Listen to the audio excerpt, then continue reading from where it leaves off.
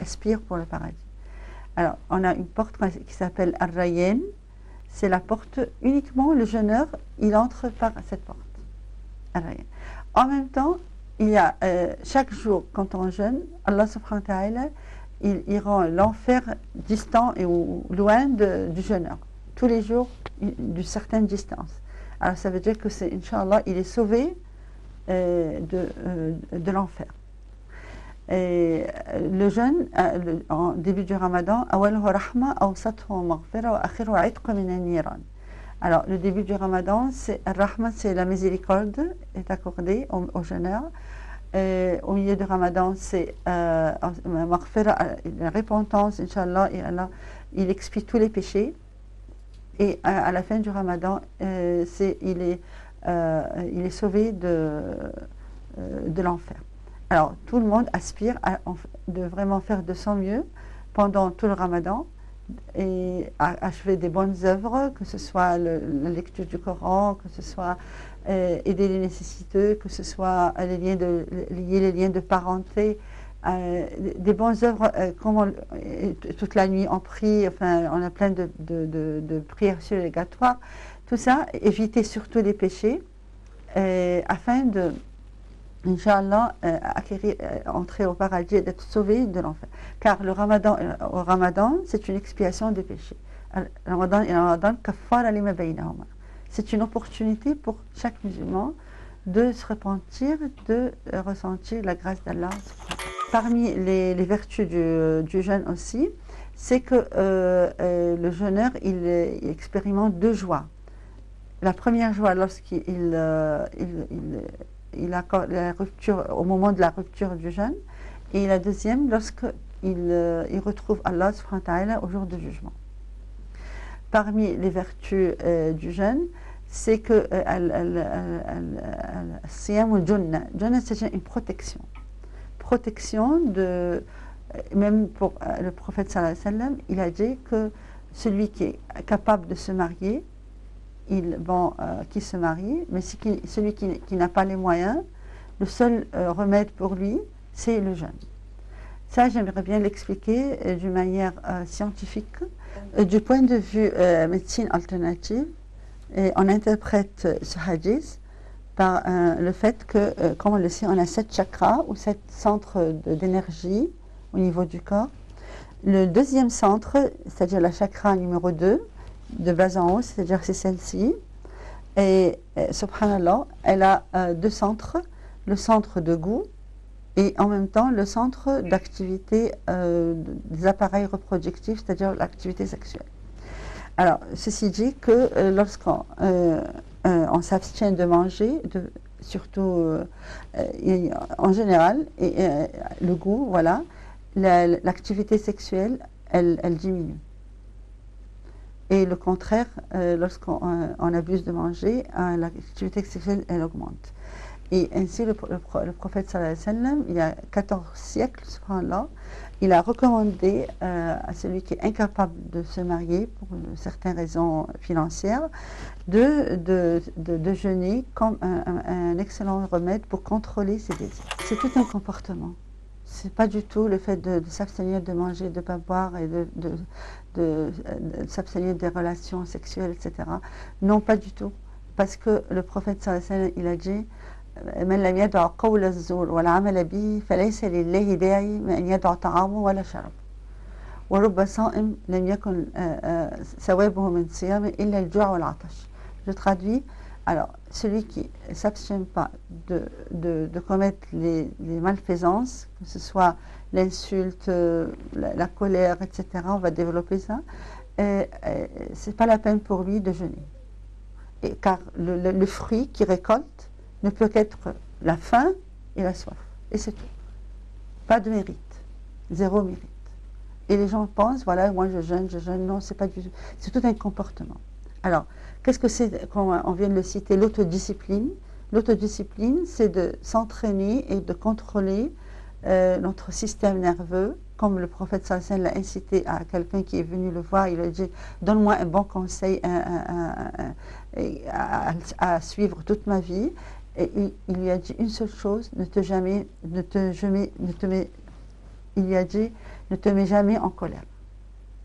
Alors, ceci dit qu'un bon musulman, il se comporte d'une manière équilibrée, il sait comment se contrôler, même si on l'insulte, il ne répond pas, il dit je jeûne, et ça durant toute l'année évidemment, il rend le mal par le bien, et il est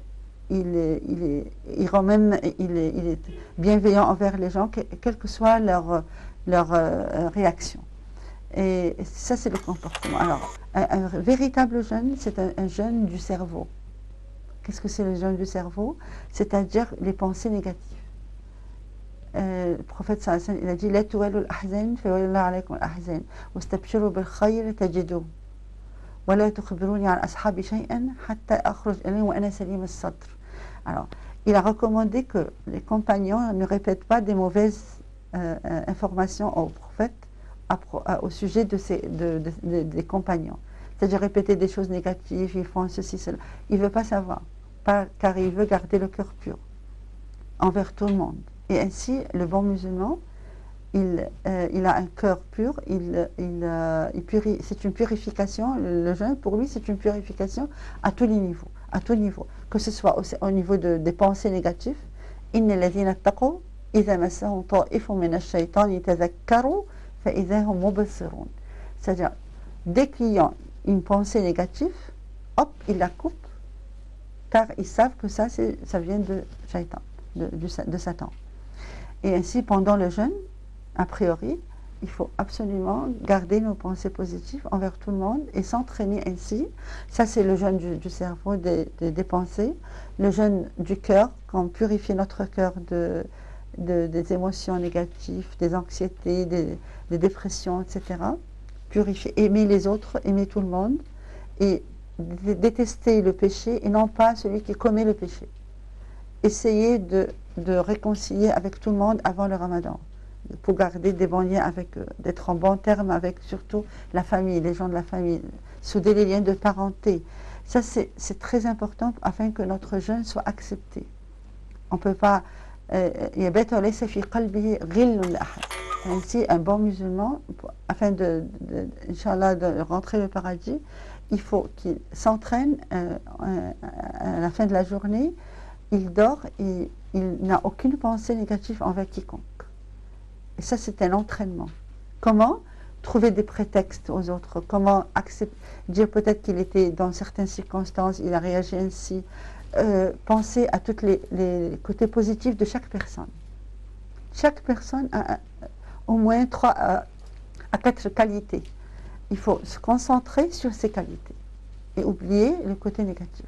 Ainsi, car toute la nuit, du point de vue scientifique, on sait que le subconscient, il travaille sur la pensée négative et l'amplifie. Alors, ça consume notre énergie. C'est pas recommandé. Le jeûne aussi, c'est un jeûne de la langue, de jamais insulter quelqu'un ou de ne pas mentir, etc. C'est un jeûne de lui, de ne pas écouter des mensonges ou des paroles qui sont malveillantes. Et le jeûne aussi de la vue, de ne pas voir des feuilletons qui stimulent les désirs, etc. ou qui nous fait perdre le temps. Comme on dit en anglais, le chit-chat, de papoter pour papoter. Tout ça, il faut l'interdire pendant surtout le Ramadan. Et après le Ramadan, ça devient naturel, ça devient instinctivement une autodiscipline.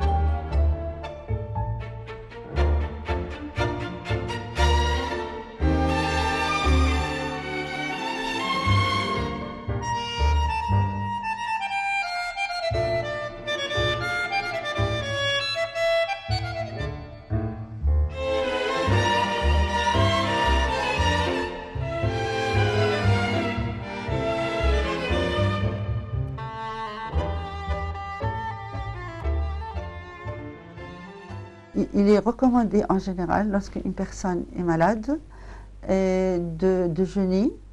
Même les animaux, subhanallah, ils s'abstiennent de manger lorsqu'ils sont malades, naturellement.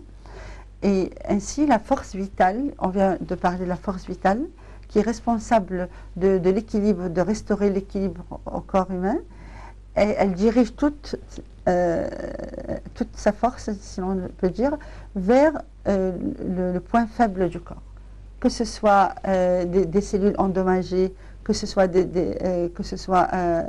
un malfonctionnement d'un organe, une régénération des cellules de tout le corps. Subhanallah. Alors, pourquoi? Parce que normalement, cette force vitale est consommée dans la digestion. Le système digestif, il consomme énormément d'énergie. Et lorsqu'on s'abstient de manger, alors ça c'est un côté curatif pour l'être humain, car cette énergie elle se dirige vers la correction du corps. C'est vraiment génial. Si on le fait au moins une fois par mois, enfin une par an, comme pendant le ramadan, 2 fois par semaine, comme on le fait pendant une sunna surrogatoire, ou 3 jours de jeûne pendant tout le mois. C'est une façon de détoxification du corps naturelle, car le corps, si notre force vitale est dirigée vers les cellules endommagées, il nous débarrasse des toxines, il débarrasse même des produits chimiques dans notre corps qui sont stockés à l'intérieur des corps gras. Il a été prouvé que lorsqu'on perd du poids, parce que quand on jeûne, évidemment on n'abuse pas de nourriture après avoir rompu le jeûne, et on perd du poids, on peut perdre car le vrai carburant pour nous, le source de carburant, c'est les matières grasses de notre corps. Cette matière grasse, ils ont trouvé qu'à l'intérieur de cette matière grasse, il se trouve par exemple le DDT, c'est l'insecticide, des métaux lourds. Tout ça ont été libérés et on les a analysés dans l'urine. Alors c'est vraiment génial de se débarrasser des corps toxiques, des produits toxiques qui sont dans notre corps, des produits chimiques, des produits chimiques qui peuvent plus tard provoquer des maladies. Et c'est un repos physiologique pour toutes les cellules et surtout pour le foie.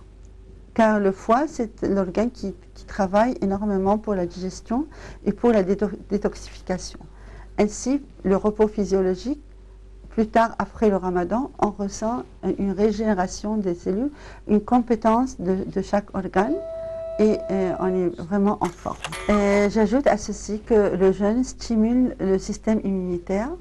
Il a été prouvé que les cellules T3 et T4 et Natural Killer, c'est des cellules qui sont compétentes, qui sont responsables de défense immunitaire. Et leur nombre augmente après le jeûne.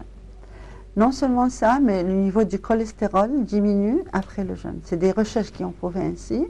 Les gens qui ont des maux de tête, ça s'améliore énormément après le jeûne, ou pendant le jeûne, je vais le dire. Pas au début du jeûne, évidemment, parce qu'au début, les toxines, ils circulent dans le sang et ensuite, on se débarrasse. C'est-à-dire, vers la fin du ramadan, on ressent qu'on n'a plus des maux de tête parce qu'on s'est débarrassé de toutes les toxines. Car la cause des maux de tête, c'est les toxines même. Elles circulent dans le sang et elles causent des maux de tête. Bon, j'ajoute à ceci, c'est que c'est un moyen préventif du cancer. Car ils ont remarqué que la dimension des tumeurs diminue après le jeûne. Subhanallah. Aussi, on a cité qu'on détoxifie le corps, même des substances carcinogènes. Alors c'est un moyen aussi pour purifier le corps, en quelque sorte. La viscosité du sang, elle diminue. Ceci dit que la circulation du sang est meilleure et ainsi, ça on évite les crises cardiaques, par exemple. La capacité cognitive, c'est-à-dire la mémoire, elle s'améliore énormément, la concentration aussi s'améliore énormément. Le meilleur moyen pour apprendre le Coran, par exemple, c'est de ne pas manger et puis on assimile mieux l'information. Ainsi, on a énormément d'effets thérapeutiques pour sur le corps, et parmi lesquels un phénomène qu'on appelle MMC, Migration Motion Complex. Qu'est-ce que c'est? Ils ont trouvé que quelques heures après le jeûne, lorsqu'on se débarrasse de tout ce qui est dans l'intestin, il y a un phénomène qu'on appelle comme le balayeur, sweeper, qui nettoie l'intestin par contraction douce et régulière, et de manière à ce que pendant l'intestin grêle, il se contracte, et par le résultat, c'est de se débarrasser de tout ce qui est accumulé. Subhanallah, on balaye, on nettoie au fur et à mesure l'intestin pendant le jeûne. Alors, et une fois qu'on commence à manger, subhanallah, la première minute, ce phénomène est stoppé. C'est vraiment génial pour purifier le corps. Alors, quand on réalise tout ça, alors il ne faut pas se plaindre, il ne faut pas dire, voilà, j'ai des maux de tête, je suis fatiguée. C'est le contraire. Tout dépend quel était le suhour, qu'est-ce qu'on a mangé le soir. Et ça, c'est dans le domaine de sélectionner nos repas afin d'avoir beaucoup d'énergie, même tout en jeûne. Voilà, c'est ça ce que je recommande vivement. C'est surtout le suhour, ce qu'on appelle, c'est un repas béni, qui est avant le fajr, avant le lever du soleil, enfin la prière du matin. Et ça, c'est notre dernier repas avant le jeûne. Et il faut éviter tout ce qui est salé, éviter les repas lourds, gras, et manger, par exemple, du yaourt, manger tout ce qui est complet, comme le pain complet, le riz complet, les pommes de terre. Pourquoi ça contient ce qu'on appelle complexe carbohydrate, des glucides compliqués qui nous donnent de l'énergie à long terme. Alors que si on prend par exemple un jus ou un fruit ou juste des choses riches en sucre simple, au bout d'un moment, on a de l'énergie parce que ça nous donne vraiment un coup de fouet comme ça de l'énergie, mais le pic après, une fois que c'est terminé, on se sent très fatigué. Alors il faut savoir comment, pour les enfants surtout, les jeunes et tout, et qui exercent énormément d'activités physiques, il faut absolument leur donner un repas équilibré, que ça peut être des fèves, comme je viens de le citer, un pain complet, et éviter tout ce qui est salé et trop sucré aussi, parce que sinon on a soif. Ça a été prouvé par les recherches que le fait, si jamais on s'abstient de manger, mais on boit, qu'est-ce qui va arriver? On va normalement uriner. Ceci dit qu'on va perdre du sodium. Et la perte du sodium aura comme résultat une fatigue générale du corps, parce qu'on a besoin du sodium pour l'équilibre du corps. Bon, alors, dans le jeûne islamique, qu'est-ce qui se passe? On s'abstient de manger et de boire. Alors, on ressent la soif. Le fait de ressentir la soif stimule un hormone qu'on appelle ADH, antidiurétique hormone, un hormone qui prévient la sensation d'uriner. Dans le jeûne islamique, on s'abstient de manger et de boire. Résultat, on ressent une sensation de soif durant la journée. C'est positif. La sensation est positive dans la mesure où elle stimule l'hormone ADH, antidiurétique hormone. Cet hormone, il retient tout l'eau dans notre corps et il nous prévient d'uriner afin de garder l'eau dans notre corps, les réserves d'eau, parce qu'on en a besoin. Lorsque cet ADH, cet hormone, antidiurétique hormone, son niveau est élevé, quel est le résultat? Subhanallah, il stimule ce qu'on appelle glycogénolysis. Qu'est-ce que c'est? C'est-à-dire que notre source d'énergie, le glycogène, c'est notre source d'énergie. On a un breakdown ou un métabolisme du glycogène pour nous donner de l'énergie. Alors on ne ressent pas la fatigue due à cette hormone qui est stimulée due à la sensation de soif. Alors la soif, résultat, on a l'hormone ADH, résultat, on a beaucoup plus d'énergie. Non seulement ça, mais cette hormone aussi, il a un impact positif sur les globules rouges. Parce que lorsque l'eau diminue dans les globules rouges, l'efficacité du fonctionnement des globules rouges s'améliore. Et non seulement ça, mais au niveau aussi des reins, lorsque on ne boit pas et l'eau diminue dans les reins, cette hormone a un effet aussi, l'ADH, un effet positif sur le bon fonctionnement des reins. Ainsi, subhanallah, en général, on voit que la soif, pour un certain temps, temporairement, a un effet positif sur la compétence ou l'efficacité des fonctionnements de certains organes dans le corps. Je souhaite à tous les jeûneurs, Inch'Allah, qu'ils évaluent leurs bonnes œuvres et leur manière, leur jeûne, que ce soit vraiment ce qu'on appelle siyam al-khusous al-khusous, c'est-à-dire le jeûne parfait, Inch'Allah, de lui, de la langue, du cerveau, du cœur, à tout niveau, Inch'Allah.